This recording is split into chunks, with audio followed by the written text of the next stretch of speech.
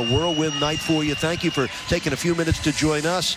Describe the emotions of the night you just went through. Man, I don't know. This is crazy, man. And you guys witnessed one of the greatest sets of fans in the world. And this is a place I'll always call home.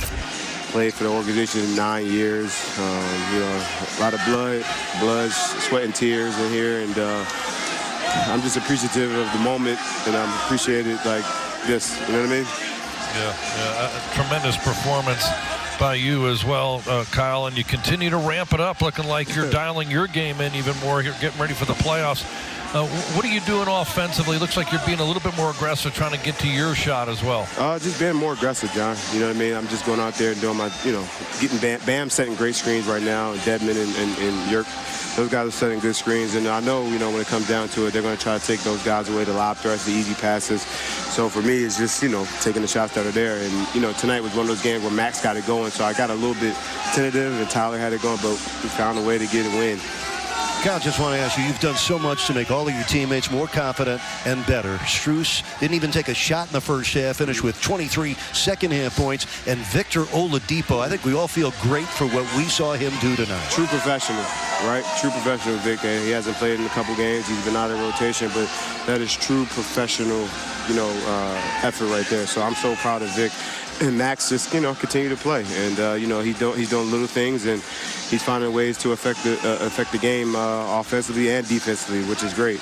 Kyle Lowry, we've only shared this one season with you, but trust me, we felt the emotion with you. You earned it. You deserved it. If you didn't end that ovation, they might still be standing and cheering for you before this game. Oh, man, thank you guys. I appreciate it. And, I'll see you guys in a couple days. You bet. It was a joy to go through this night with Kyle Lowry and the Miami Heat. They get their 51st win of the season. Kyle Lowry gets a hero's welcome and a championship send-off. Appreciate you guys. Thank you, guys. Thank you. Thank you. Congrats, Kyle. Well, the love affair between Raptors fans and Kyle Lowry is real and everlasting. And you know how that is, Heat Nation. When a guy that helped you win a championship comes home, it's a full embrace.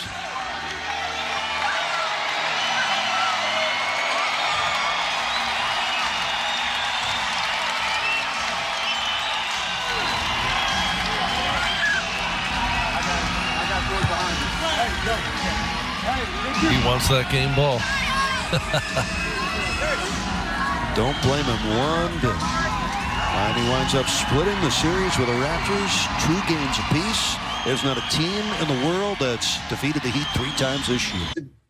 You always talk about guys have to be ready. Your name might be called, and all of a sudden Markieff fills the box score. Vic steps up the way he does. Yurt scores 6 consecutive points at the start of the fourth quarter.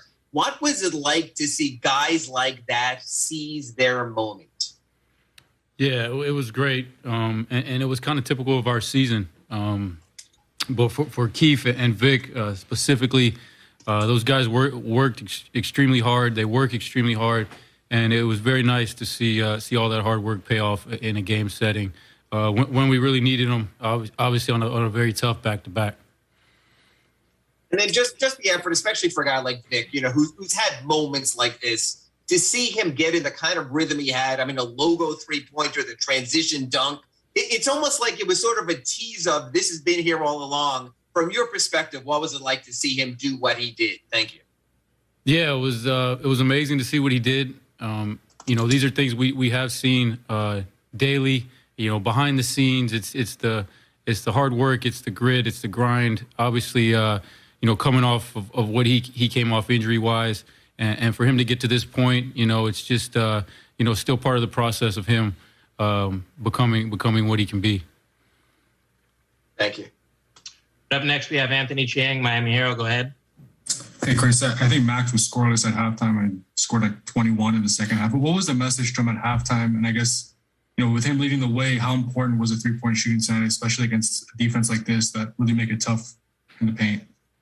Yeah, they got a lot of length. They fly around, a lot of size. So our three-point shooting was extremely important. Max obviously being the catalyst of that in the second half. But they do such a good job of protecting the paint. And, our drive and kick game was really, really good in the second half. And we needed, obviously, every one of those baskets. And Vic, a lot of the attention will go to his offensive game, but defensively, how much of an impact did he have tonight? How much does that kind of show kind of where he is health-wise, where he's able to be that aggressive on the defensive end? Yeah, I thought as good as he played offensively, he was equally as good on that end of the floor. Allows us to switch a lot of matchups. He can guard the ball one-on-one, keep the ball in front of him, and also he's well schooled in NBA defense, so he knows when to help, how to help. Obviously, Toronto presents their own challenges, so Vic was definitely impactful on defense as much as offense. Thank you. Up next, we have Wes Goldberg, Locked On Heat. Go ahead. Hey, Chris. 30 assists tonight on 41 made shots. You mentioned some of the driving kick stuff, but it's kind of been the trend now on this 4-game winning streak. How important is it just for this team, even with guys out, to just continue with the ball movement, and how imperative is that as you get into the playoffs here? It's huge, especially for our team. The ball movement and the body movement, and guys helping each other generate great shots. I think that was a great show of that, especially in the second half. Everyone was really helping each other and getting the best shot for the team, which is the most important. Thank you. All right, up next, we're going to bring back Ira Winderman. Go ahead. Chris, until tonight, every time Eric Spoelstra wasn't here, the Miami Heat didn't win the game. You finally got the breakthrough. What was it like for you, especially honestly after Brooklyn and the way that night went? How good did this feel for you to be able to walk off with the W? It feels great.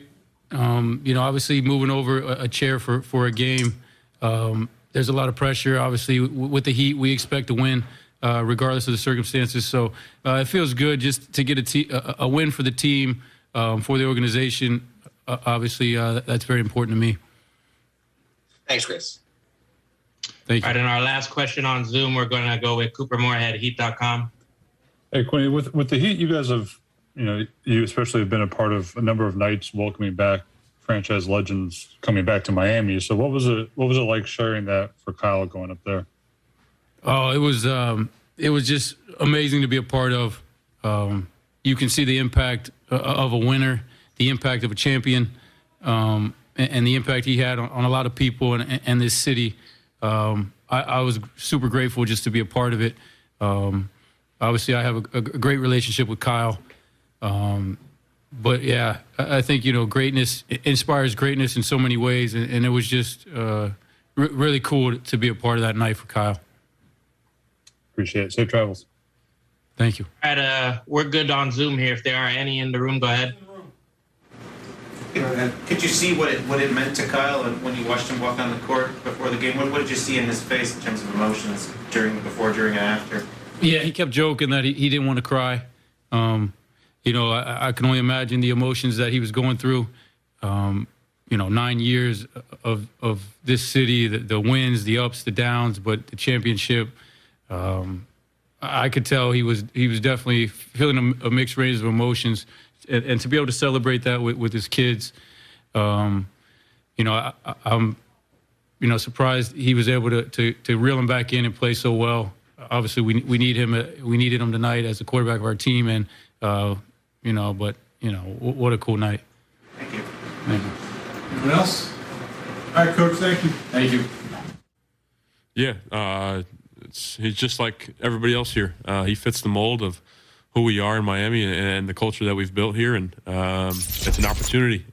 He's hungry and coming back from rehabbing his injury, and wants to prove that he can still play, which he can, obviously, as he showed tonight and other nights as well. So he just took advantage of his opportunity and knew his name was going to get called, and was ready for it, and we were happy to see that. And up next, we have Anthony Chiang, Miami Herald. Go ahead. Hey, Max. Obviously, you guys at this point are going to finish with one of the top seeds in the East, but with every win, you guys move closer to the top seed. How much are you guys monitoring that, and how important is it to this team to get that one seed? We don't really pay attention to that.